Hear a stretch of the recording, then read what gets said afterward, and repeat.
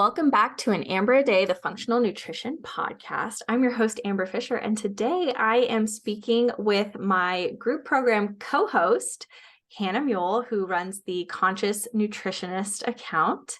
And we are going to talk about some of the most common questions that we get about PCOS, since we're both PCOS expert nutritionists. So thank you for being here. Yeah, thanks for having me. All right. Awesome. So I have a list of some questions that her and I are going to just kind of go through because these are things that we get asked all the time. And we just thought it would be good to go through them and kind of give you guys some answers on them. So I want to ask you, Hannah, first, what is the most common question that you get about PCOS? Well, I do a lot of like Q&As on Instagram, and I feel like people always ask me like there's kind of two iterations of it. It's either where do I start? I'm so overwhelmed, or like what's the one thing I should do? It's either one of those. And it's tricky because both of those are difficult to answer because there is not really only one thing to do, right? And where should I start is a little tricky too because it depends on where you're at. So those are probably the two most common questions. Yeah, I think that's probably pretty on par with me. I think probably just based off of the content that I'm doing right now, which is like a little bit of a series on root causes and things like that, the question that I get the most is like, well, what if I have symptoms from all three root causes? Like, where do I start? How do I figure out what my type is? And I think the biggest thing for that, like, well, I want to ask you what your answer to those questions would maybe be.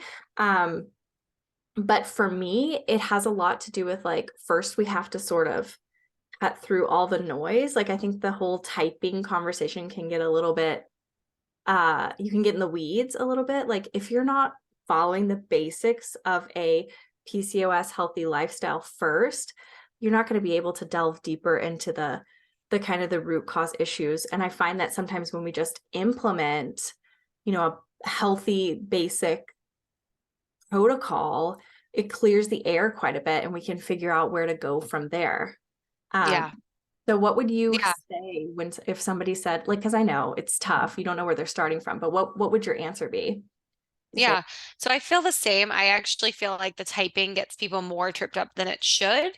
Because to be honest, there's like, I think of kind of three or four of the main things that are at play with PCOS being insulin resistance, inflammation, adrenals, and then I always think of like the home environment and the endocrine disruptors and stuff like that. But like for the most part, and this is something you and I talk a lot about in our program, what works for one often works for others, right? So, eating for your blood sugar and making sure you're not having huge spikes and crashes in your blood sugar is great for insulin resistance, but it's also good for your adrenals and your stress hormone response. And eating a diet that has a lot of fiber-rich foods, omega-3s, leafy greens, berries, also great for insulin resistance, is also great for inflammation. So although like that data is interesting and can help us you know really get into the nitty-gritty of what we're going to do with supplements and things of that nature, the actual like where to start and what to do is not that hard if you pull out a little bit. Yeah, I would agree with that. I mean, I think one of the struggles that I have as an educator is that I want to get across to people, I want to validate for them, I guess, the complexity of the condition, because it is a chronic health condition and it is much more complex than I think it's given credit for in like conventional circles. Like a lot of people just kind of throw it off on it's all insulin. Or if you even get that, a lot of people just get like, we'll just lose weight. So it's more complex than that. And I want to validate that for people. At the same time, I think it's very tempting to like dive too deep too soon without actually mastering, like if you don't have balanced blood sugar, if you aren't getting good sleep, if, everything's out of whack with you're not eating enough fiber, all that kind of stuff, you're really not going to be able to get much further, no matter how many like specialized supplements and things that you take. So to your point about our group, I think one of the cool things about the program itself is that we help walk you through the basics and get you on like a steady footing, because it's a 12-week program. So like you're with us for a long time. So we start with all that stuff, but then we do dive deep on each of the root issues so that if you have complex stuff that the basics is not mastering, you can learn how to manage that and go deeper with that. And so I think it's really the best of both worlds, while at the same time having that objective eye. So you get the one-on-one sessions with us. So like we help you not like get lost in the weeds too much, which is really Yeah. important.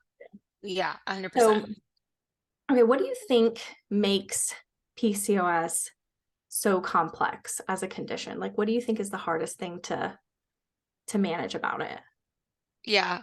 Well, from a provider standpoint, what's complex is that there's really no one cause, right? We know there's some genetics at play, likely some environmental factors at play, like, some socioeconomic factors, childhood stress. So there's not like, oh, this is the answer, here's the fix. So from a provider standpoint, that's it. And on the flip side, that's also what's difficult about it, being the patient, because it feels like you can't get your grips on what you need to do and what the best thing to do is. Um, and I think that for people, there's a lot of noise out there, and it's hard to feel like you know what you're doing is good for your body. I think what else is really hard is, how do I know if this is working, right? And you and I talk a lot about this in the program. There isn't one test like the PCOS lab that tells you like, oh, you're good, everything's perfect now, right? So it can be really frustrating for people, especially if they're looking for data on like, is this diet working for me? What you and I both would say is like, are your periods more regular? How's your weight doing? How do you feel? How are you sleeping? How's your skin look? How's your hair? How are your symptoms doing?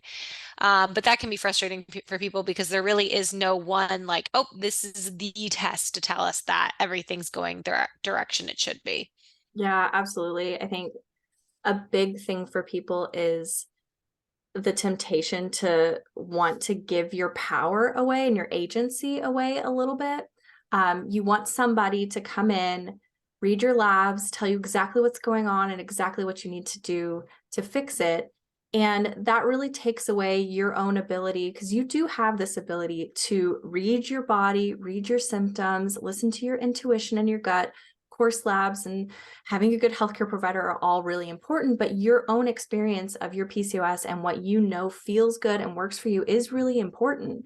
And in some cases, like we've talked about this before with people that we've worked with, everything looks normal on paper, but the lived experience of it is not normal. I see that a lot of times with like insulin resistance, especially in the early stages. So I feel like that's part of what makes it so complex, is because it is a chronic health condition. It does have multiple I call them root drivers, right? So like places where things stem from that cause symptoms.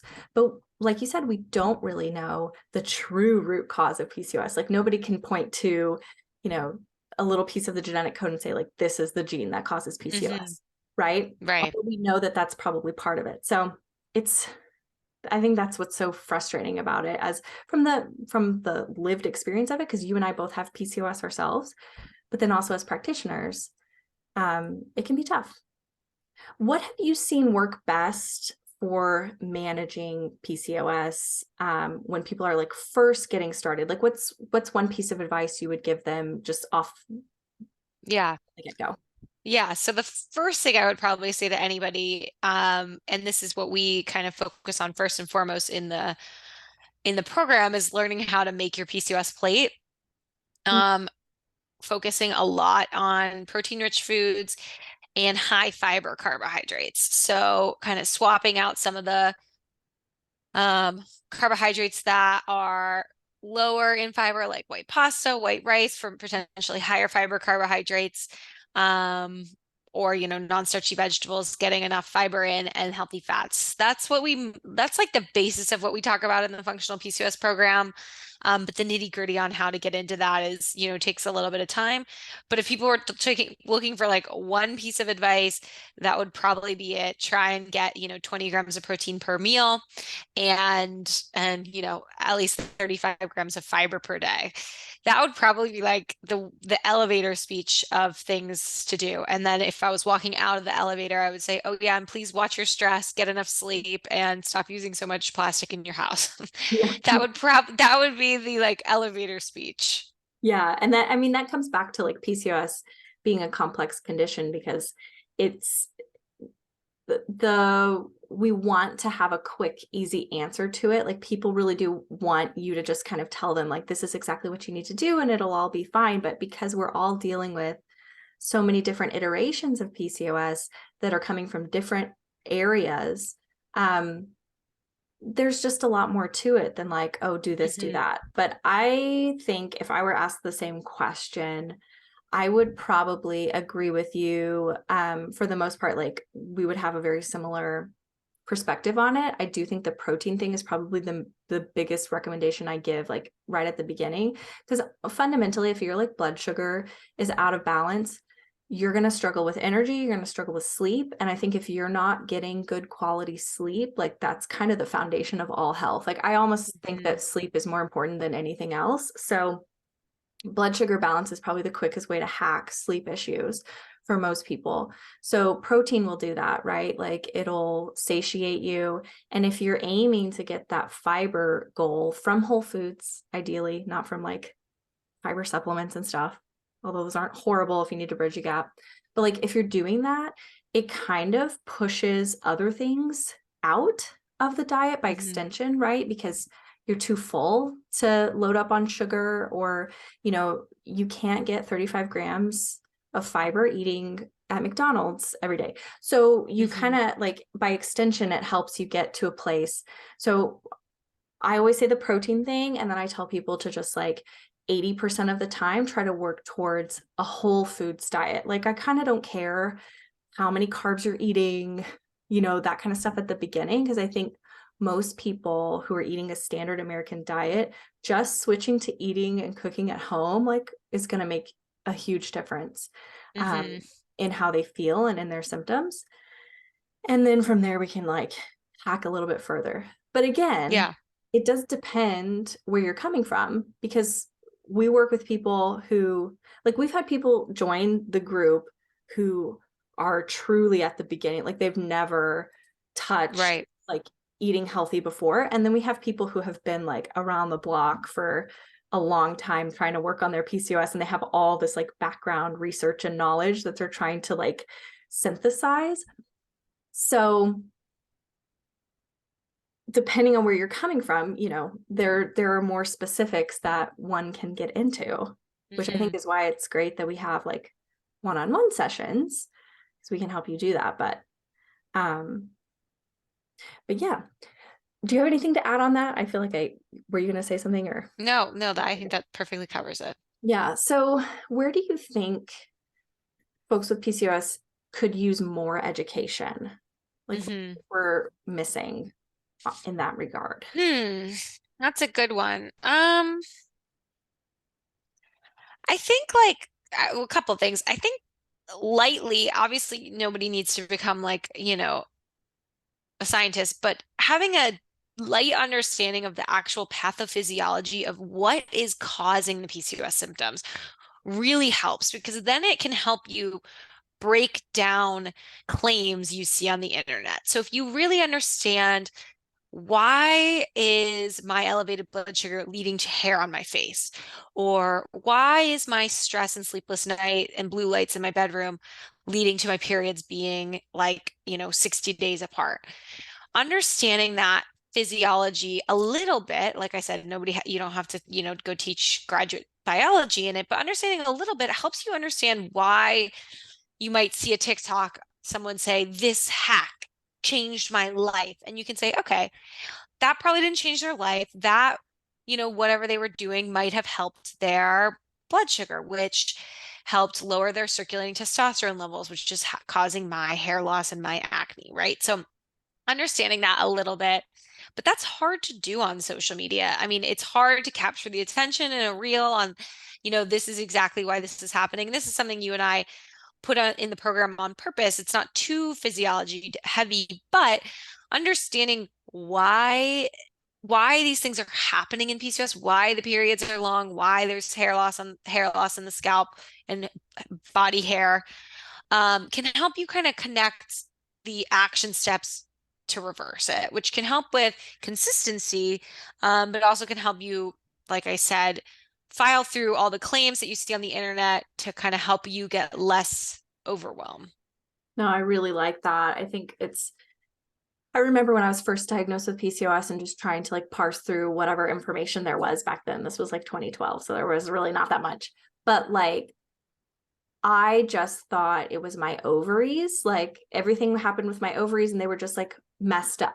They just like decided to not work. And I do think a lot of people still think that. And if their blood work, going back to that discussion, doesn't say specifically like you have prediabetes, people don't make the connection that like, well, insulin is a hormone, right? And so it's part of what breaks down eventually or what cascades into our ovarian hormones and all of the symptoms that we get with PCOS. So if our insulin is out of balance, then it raises testosterone levels in our ovary, or it raises like LH levels, right? And so there are lots of different things that could be going on, and there's probably more than one thing going on, but it doesn't just originate in your hormones.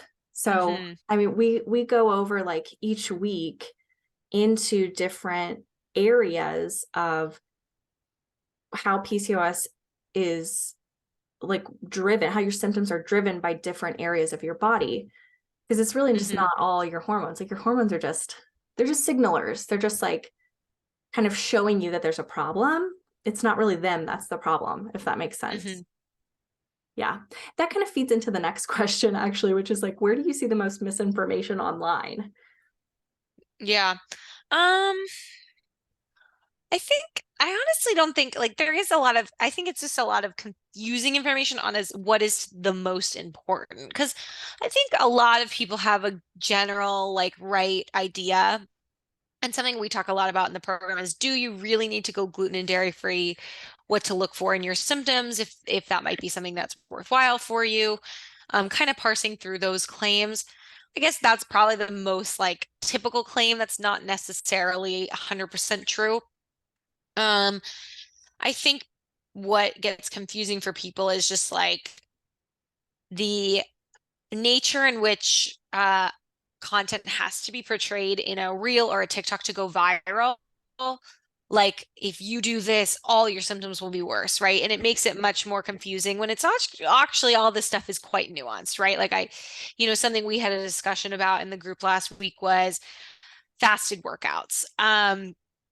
And I think it's a little bit more nuanced than a yes and no answer, right? Like, when are you going to eat after? How long is the fasted workout? How many times a week are you doing it? What's your underlying stress look like? How much coffee do you drink? How much sleep are you getting before that? Like, there's so many other factors, but a reel or a TikTok, as someone who makes reels on TikTok, is like you have to almost be like bombastic in order for it to get views. So I think that's one of the main issues. Yeah, I tend to agree with you. I mean, I hear complaints from people often about there's so much misinformation online. I guess, to an extent, I would agree with that. Like when we're talking, there are levels of the information you receive. So if you're getting information from licensed professionals like us, and there are lots of us out there, I think in general, most of us are trying to convey very similar information. We just have different styles or different methods for doing that. And what happens as this is like a little bit from the creator perspective, right? What happens as you grow an account as a creator and you want to reach the most people possible to help the most people possible is you end up having to like synthesize the information a little bit more for people, or simplify it, I guess is what I'm saying, and make it a little bit more easy to digest, make it a little bit shorter, because this is the way that the algorithms work. Right. And so these sort of nuanced conversations, when we portray them in a nuanced conversational way, they don't really go anywhere. Now, Right. and I both still make content like that because I think it's important for people to still see that. But if we want to, grow as creators, make money the way that we make money, all that kind of stuff, we can't always do that. And I think that's the case for a lot of these people they really genuinely care and they want you to have good quality information, but they're just trying to get it across to you in a way that's understandable for the most people possible. So that's why, if it's at all possible for you to work one-on-one with somebody, or to do like a group program like we have, where you have like small group and you have like one-on-one support, even to do like a course or something like that, it can help you a lot because you'll have all that information, just 1, 2, 3 for you, rather than having to like parse it together from all different people. Hmm. On the other hand, there are a lot of unlicensed people out there saying some really interesting stuff. So most of the stuff that I see in that respect is like around like miracle supplements and stuff Hmm. like that. I mean, in general, if something feels too good to be true, it probably is. Like, Yeah. Yeah. PCOS is a Exactly. complex health condition. Like, it's going to require nutrition change, it's going to require lifestyle change, and it's going to require time. There are Yeah. supplements that help, but there's nothing that's like a miracle cure. If there was, like, it would have a prescription It label would on it, and like we would all be taking exactly. it, you know? I always say if things worked well enough, the prescription companies would patent them and make it a drug for that they could, Right, exactly. make Like money off the of. FDA would So be like, you can't sell this as a supplement anymore. We're exactly. prescription. And that happens sometimes. I mean, there was some talk about doing that with NAC, not Yeah, for exactly. PCOS, but for like Yeah. post-COVID stuff. So, so yeah, I agree with you on that. And to the gluten and dairy thing, I mean, that's just as nuanced as anything else, right? It's like, so you'll see people saying you have to go gluten and dairy free, and then you'll see people saying you never have to avoid any food with PCOS. And I'm like, well, the Right. truth is like in the middle, right? Like, Exactly. so yeah. Exactly. Okay. So do you have any, speaking of supplements, do you have any supplements that you like to use regularly? I know not everything is right for everyone, but are there ones that are kind of like go-tos for you, or maybe in your own personal Yeah. journey? Yeah, and this is also like just to loop to the program. Amber and I do meet with everyone one-on-one, and we have come up with sort of like bundles of recommended supplements for certain issues, and we go about that on purpose because there are some great supplements out there, but they're not all necessary for everybody. I am a big fan of the inositols. I think they have a pretty strong data behind them, and I know you are too. So that's something that we recommend often for people that are struggling with insulin-related issues. Um, we're also both big fans of N-acetylcysteine, which has a lot of shown benefits for insulin resistance, but also inflammation and egg quality. And there's a decent amount of studies where it's combined with kind of some of the traditional fertility meds, and it helps like increase outcomes. But it's not just a fertility med, there's also some hair loss or facial hair studies and things of that Mhm. nature. So those are probably my favorite. I always like to make sure people's vitamin D is where it needs to be, that they're having bowel movements every day. So maybe utilizing like a spore-based probiotic for bowel movements. I like magnesium, not always only for PCOS, just, that can also help for bowel movements and sleep if that's not where it needs to be. Those would probably be my most utilized. I would agree with that. I think probably my number one thing that I work on first with most of my clients, or like that I talk, I cover this topic in I think week 3, but it's gut health. So like I'm big on the fact that you can't make too many changes that are actually going to make a difference unless your gut is in a good spot, because your gut is like one of the main places where you excrete. Mhm. And so, if your liver, your gut, all that is kind of out of balance, which we know is common in PCOS, then you are going to struggle a bit, especially taking a lot of supplements and things like that. So I always work on the digestion really early on, even sometimes before like insulin and stuff like that, depending on the person. At least that's what I like to do. So, Hannah and I have like very similar approaches, which I think makes us great co-hosts because we just sort of like, we kind of agree with each other in a lot of ways. And so we both use very similar supplements. When it comes to digging deeper on the root issues, of course, there are other things that can be beneficial. Like I often will use like alpha lipoic acid. And when we've got like an inflammation and insulin resistance sort of combo, I'll use ashwagandha and rhodiola when we've got some adrenal stuff going on. But those are things that would really be person to person, because not everyone with PCOS is going to benefit from those things. So yeah, I definitely agree with you. Well, I think, is there anything that you would like to add to this discussion?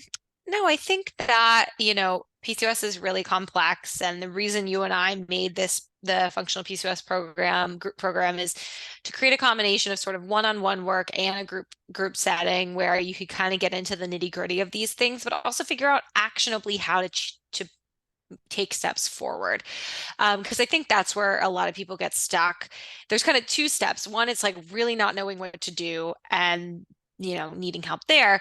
And then the second subset of person knows what to do, but they really can't figure out how to practically put it into their life.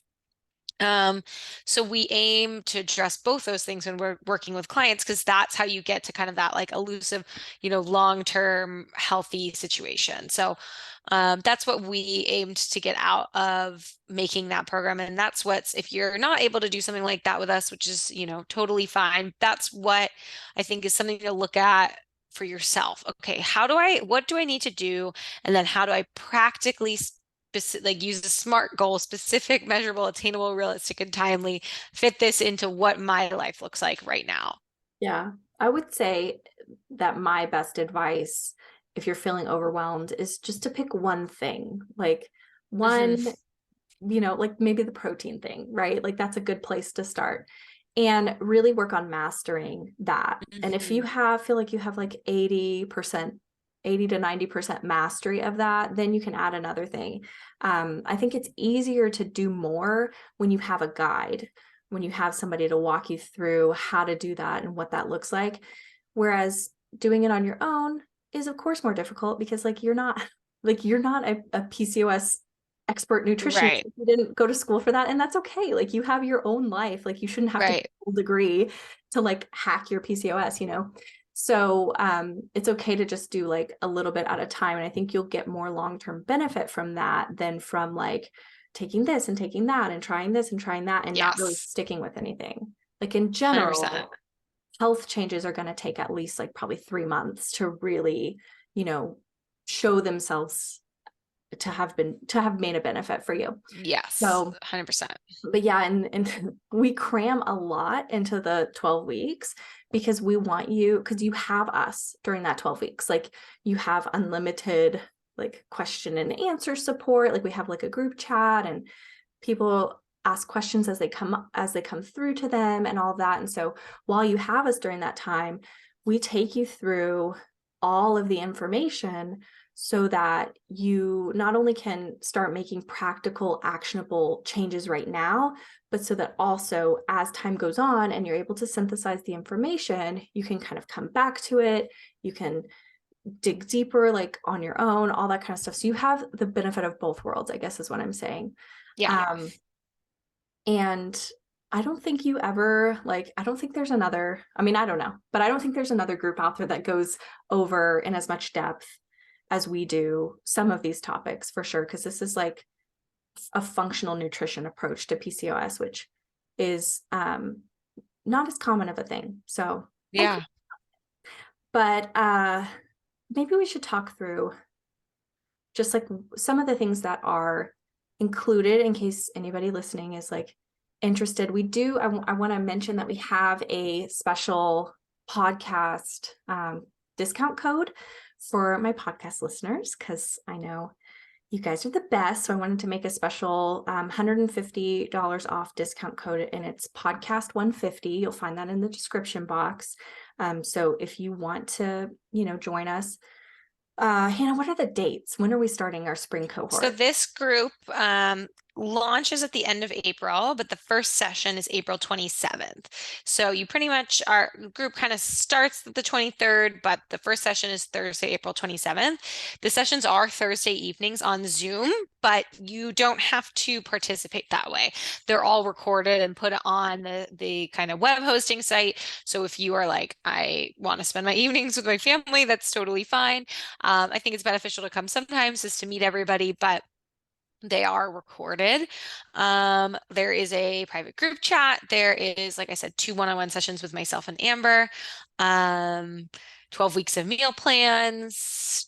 There's We have grocery lists guests. with those meal plans and recipes for each of the things. It's Yeah. not just like, you know, make this with that and this. It's like an actual recipe. So if you really struggle with like putting stuff together, we'll do that for you. But also we go over like the PCOS plate and how to design your own meals. So we've got people in the group who will follow the meal plans religiously. We have people who like modify them. And then we have people who kind of do their own thing based on what Hmm. they learn in the program. So however you decide to do the food piece of it, you have support. We have some great guest speakers. Like we have Dora, who is a fertility expert. She comes on and talks to us about specifically about like fertility for PCOS. And so if you're trying to conceive or you've had issues in that respect, everything that we talk about in the program is going to be helpful for fertility, just because Hmm. PCOS and your menstrual cycles are so connected. And of course, your menstrual Hmm. cycles are connected to fertility. But there are some specific like food and supplement recommendations that she'll go over. And we also have Jen, who does an incredible stress reduction week where she teaches us some like different breathing exercises and other stress reducing modalities that can help us. And she, she has a master's degree in mind body wellness, and so she's an expert on that. So we let the experts sort of Yeah. certain areas. Um, and yeah, as far as like the weekly meetings, we love when everybody is there and able to be there, but also, like Hannah said, you can watch the recordings. And we have many people who are outside of our time zones who do just that. They're in the UK or they're somewhere else, and so they can't listen live, but they listen later. And all of the course materials you have access to for at least a year. We've said we're keeping them up for a year. Probably it'll be a little bit longer, but that's the official timeline. So you have time to go through all of this too. So yeah, I think that's it. What do you think, Hannah? Yeah. Yeah. So we'd love to have some of you guys, but of course, follow both of us on Yeah, socials for plenty of free content. If not, that's yes, totally, totally okay. we understand that doing something like this is not like feasible in the budget for some people, or it's not right for you right now. We hope you'll think of us later if we run it again. But like we get it. Trust us. We want to make sure that you know that it's available and that it's an option for you, because we're really proud of it and we think it's a really great group program. And yeah, so would love to have some of my podcast listeners there. So, if you have any questions for either of us, feel free to reach out to us. I will put my email address, and you can also just like DM us on Instagram. That's probably the best way to reach us, right, Hannah? Or do you have Hmm. another place? And I will put both of our handles in the description box, but Hannah is at the Conscious Nutritionist on both TikTok and Instagram. Are you anywhere else, Hannah? Pinterest, but it's the same stuff as You do TikTok and Pinterest? Instagram. I'm like, should I get into Pinterest? I don't know. Yeah, a lot. Sometimes I just put the videos up on Pinterest and sometimes they get like a lot of views, but I don't go on there very much, so I need to update it. But I'll put like a 20 up at one time. Oh yeah. That's kind of what I've been doing that on some other little apps just to kind of like, just in case TikTok gets banned. Hmm. But anyway, thank you guys for listening, and we will talk to you soon. Have a great Yeah. week. Have a great Bye. week.